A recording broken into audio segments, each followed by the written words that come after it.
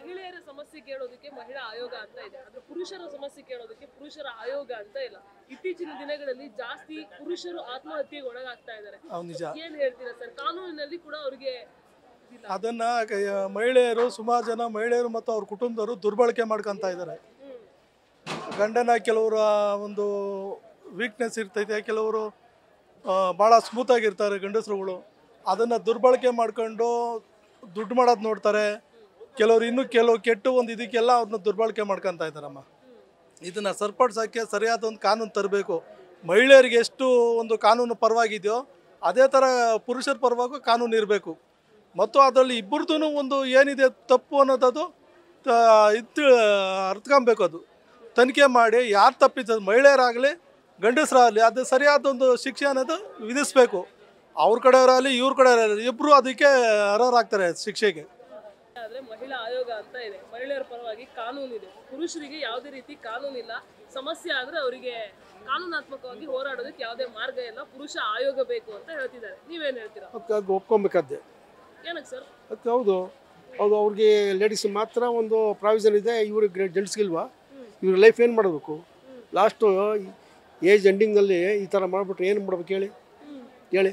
ಬೇಕೇ ಬೇಕಲ್ವಾ? ಅವರು ಎಲ್ಲ ಫುಟ್ಪಾತ್ ಆಗ್ಬಿಟ್ರೆ ಏನು ಮಾಡ್ತಾರೆ ಹೇಳಿ? ಯಾರು ಅವ್ರಿಗೆ ಯಾರೂ ಇಲ್ಲ. ಈಗೆಲ್ಲ ಬರೀ ಯೂತ್ರೆಲ್ಲ ಬರೀ ದುಡ್ಡೇ ನೋಡ್ತಾವ್ರೆ. ತಂದೆ ತಾಯಿ ಯಾರೂ ಬೇಕೇ ಇಲ್ಲ.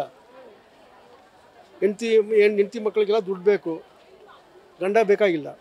ಆ ಥರ ಆಗಿದೆ ಹೌದ್ರಾ? ಆ ಥರ ಆಗಿದೆ. ಬೇಕೇ ಬೇಕು, ಕಾನೂನಾತ್ಮಕವಾಗಿ ಅವ್ರಿಗೆ ಪ್ರೊಟೆಕ್ಷನ್ ಬೇಕೇ ಬೇಕು. ಅದು ಬೇಕು ಹೌದು, ಸಹಜನೇ. ಬಲ್ಲ ಅವ್ರಿಗೆ ಮಾಡ್ಕೊಂಡು ಕೂತ್ಕೊಂಡು ಇವ್ರೇನಾಗಬೇಕು? ಫುಟ್ಪಾತ್ ಆಗ್ಬೇಕಲ್ಲ. ಎಷ್ಟು ಜನ ಈಗ ಇದರಲ್ಲಿ ಅನಾಥಾಶ್ರಮದಲ್ಲಿ ಇದ್ದಾರೆ ಹೇಳಿ? ಯಾರು ನೋಡ್ತಾರೆ ಹೇಳಿ ಅವ್ರಿಗೆ? ಪರಮಶಿವಯ್ಯ. ಮಹಿಳೆಯರಿಗೆ ಒಂದು ಆಯೋಗ ಇದೆ, ಮಹಿಳಾ ಆಯೋಗ ಅಂತ. ಮತ್ತೆ ಕಾನೂನಾತ್ಮಕವಾಗಿ ಕೂಡ ಮಹಿಳೆಯರಿಗೆ ಗಂಡನಿಂದ ಏನಾದರೂ ತೊಂದರೆ ಆದ್ರೆ ಹೋರಾಡೋದಕ್ಕೆ ಒಂದು ವೇದಿಕೆ ಇದೆ. ಹೆಂಡತಿಯಿಂದ ಸಮಸ್ಯೆ ಆದ್ರೆ ಅವ್ರಿಗೆ ಹೇಳ್ಕೊಳಕ್ಕಾಗಲ್ಲ. ಮತ್ತೆ ಆತ್ಮಹತ್ಯೆ ಹಾದಿ ಇತ್ತೀಚೆಗೆ ಜಾಸ್ತಿ ಹಿಡಿತಾ ಇದ್ದಾರೆ. ಪುರುಷರಿಗೆ ಒಂದು ಆಯೋಗ ಬೇಕಂತೀರಾ? ಬೇಕು ಮೇಡಮ್. ಒಂದು ನಿಮಿಷ. ಈಗ ಹೆಣ್ಮಕ್ಳಿಗೆ ಎಷ್ಟು ಎಲ್ಲ ಸೌಲಭ್ಯ ಇದೆ, ಬಟ್ ಮಹಿಳೆ ಸಮಾಜ ಅವು ಅಂತೆಲ್ಲ ಇದೆ. ಬಟ್ ಗಂಡ್ಮಕ್ಳಿಗೆ ಏನಿದೆ ಮೇಡಮ್? ಎಷ್ಟು ಹೆಣ್ಮಕ್ಳು ಈಗ ಹಾಳಾಗ್ತಿರೋ ಹೆಣ್ಮಕ್ಳಿಂದ ಹಾಳಾಗ್ತಿರೋದು. ಏನು ತಪ್ಪು ಮಾಡಿದ್ರು ಯಾರು ಕೇಳಂಗಿಲ್ಲ. ಬಟ್ ಆಮೇಲೆ ಗಂಡ್ಮಕ್ಳಿಗೆ ಏನಿದೆ ಮೇಡಮ್? ಗಂಡ್ಮಕ್ಳ ಮೇಲೆ ಅವ್ರು ದೌರ್ಜನ್ಯ ಮಾಡ್ತಾರೆ. ನಮ್ಮ ಮಹಿಳೆ ಸಮಾಜ ಇದೆ ಅಂತೇಳಿ ದೌರ್ಜನ್ಯ ಮಾಡ್ತಾರೆ. ಗಂಡ್ಮಕ್ಳು ಏನು ಸೌಲಭ್ಯ ಇಲ್ಲ ಮೇಡಮ್. ಇದು ಹೇಳಿದ್ರೆ ಕೇಳ್ತಾರೆ ಮೇಡಮ್.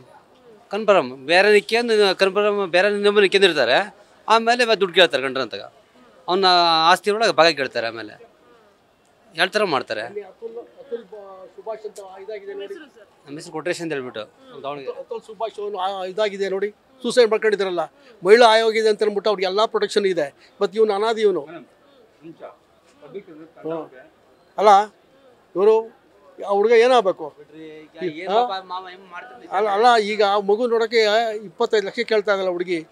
ಎಲ್ಲ ಅವ್ರ ಮೇಲೆ ಹುಡುಗನ ಮೇಲೆ ದೌರ್ಜನ್ಯ ಮಾಡ್ತಾ ಇದ್ದಾರೆ. ಇವನು ಇನ್ನೋಸೆಂಟು. ಅವ್ರಿಗೆ ಮಹಿಳಾ ಆಯೋಗ ಇದೆ ಅಂತ ಅಂದ್ಬಿಟ್ಟು ಏನು ಬೇಕಾದ್ರೂ ಮಾಡ್ಬೋದಾ?